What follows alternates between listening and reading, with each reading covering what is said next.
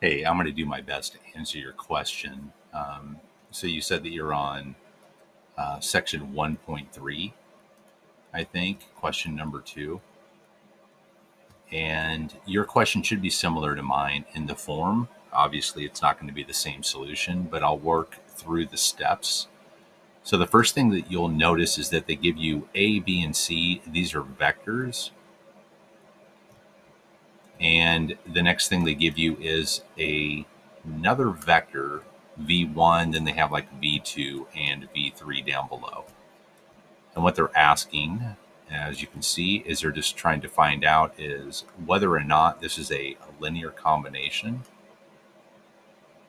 of the vectors a, b, and c. Okay.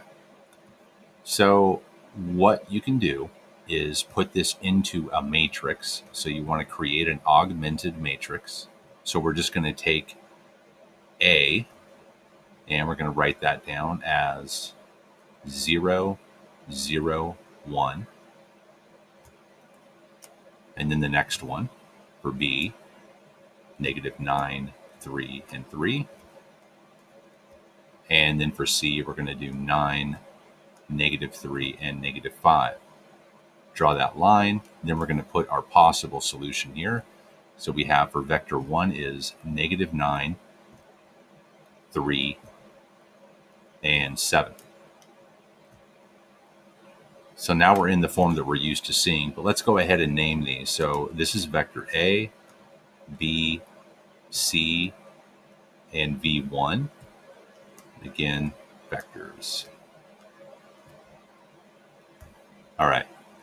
From here, I'm sure you know most of this. I don't know how far you've actually gotten. So I just wanted to show you this is the setup. And what we're going to do is we're going to find out if there is no solution, a unique solution to this, or many solutions or infinitely many solutions for this set. That's really what we're looking for. So what we're trying to solve for are the variables of x that create some set. And we're hoping that it creates a set, that it has a solution, if it's unique or if it's infinite.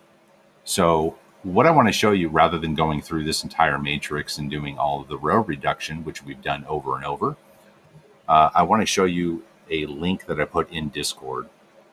So if we drop in here and just go up here to solving systems of linear equations, if you click on this link, this is actually a solver which you can reduce or increase to whatever size. If you drop down to the last box, you can press your down arrow or up arrow. So you can expand this any way that you want. Let's go ahead and throw this into, let's throw this matrix in here. So what do I have?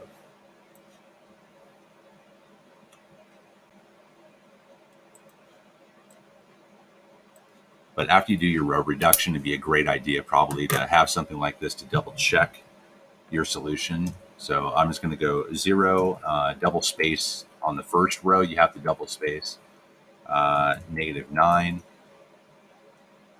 9, and then -9. And now I can just start entering them with one tab. So 0, 3, -3, 3, 1, 3, -5, and 7. Cool. All right. So I'm going to hit this. So there's a Gaussian elimination, which is what we're calling row echelon form. And then Gauss-Jordan elimination is the reduced row. So if I hit this last box, it'll solve it for me. It'll even show you the steps they took to get to reduced row echelon form. So let's go ahead and let's do it both ways. I think that might be helpful. So I'm just going to throw the reduced form in there. So 1, 0, 0. I knew that was going to happen. 1, 0, 0. And let's see here.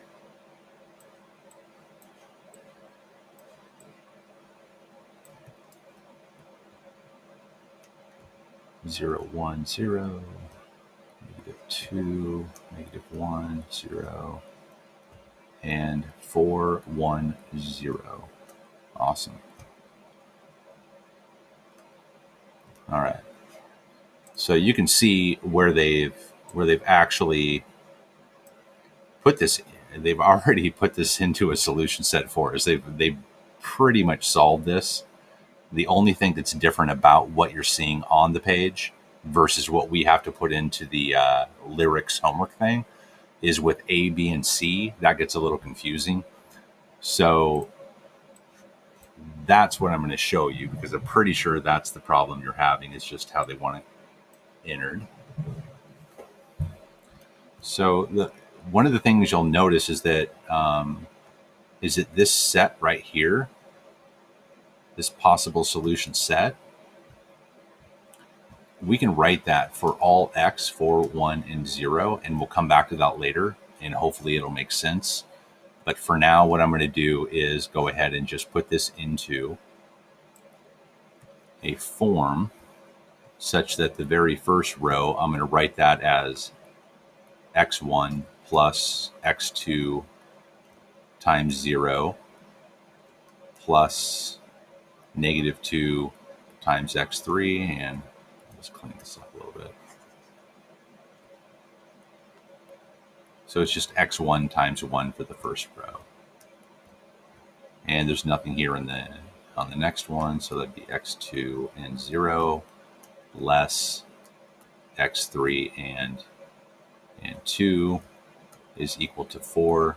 And then I'm going to do the same thing for each row and just write them out. So now I'm just going to drop zeros in.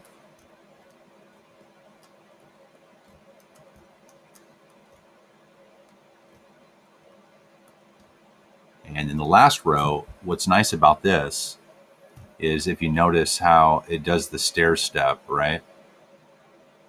But there's no leading 1 where it should be. There should be a leading 1 here. And actually we have 0 equals 0 at the end. That means for any x3 or third column, for any x3, we know that for any value such that if x3 is equal to 0, that would be 0 equals 0.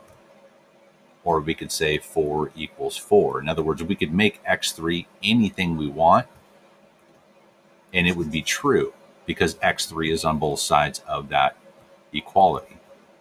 So that's what she means by it's a free variable, meaning that the variable is free to be any real number it wants to be. So for us, it's just as easy to say that x3 is equal to 0. In the book, what they're having us do is say that x3 is some arbitrary variable such as t.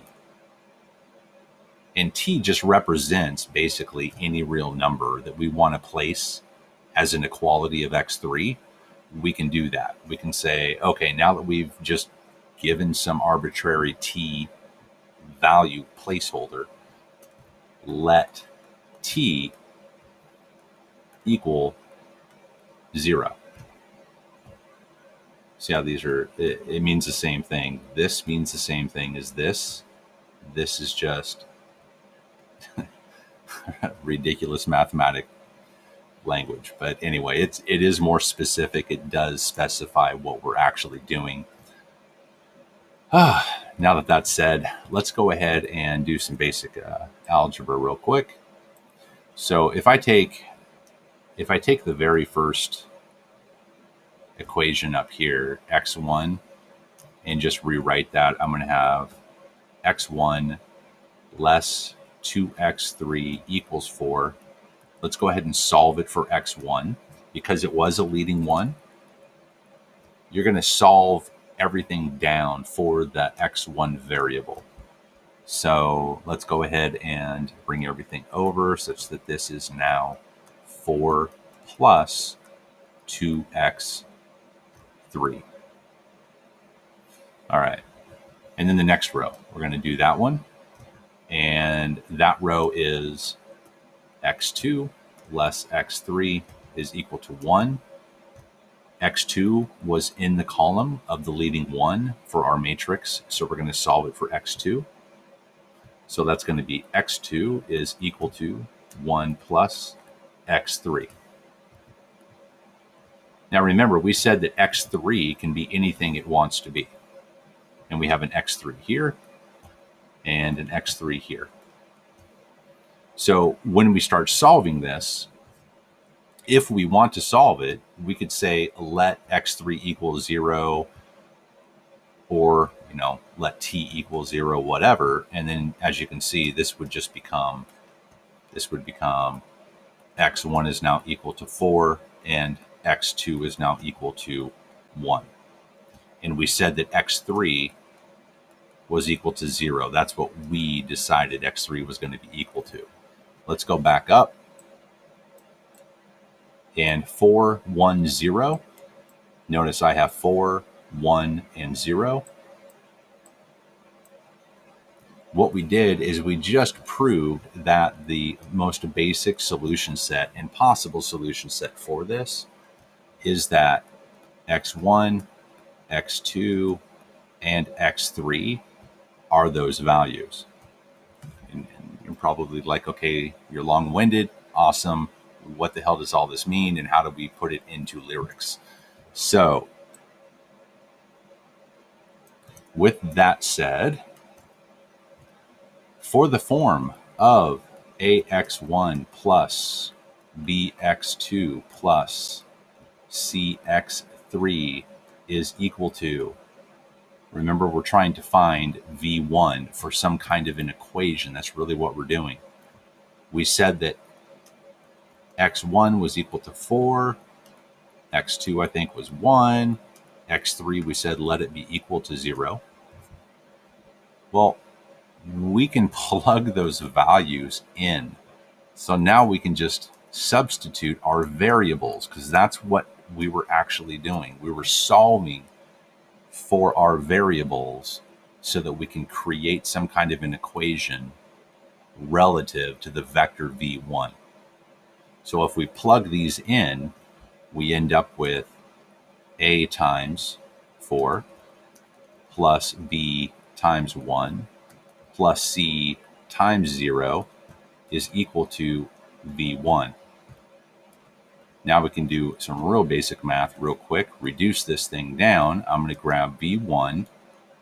I'm going to put it equal to, and just move these to the other side. So I'm going to rewrite that as 4a plus, well, b times 1 is just b. And that is what Lyryx wants you to put as a solution for this problem.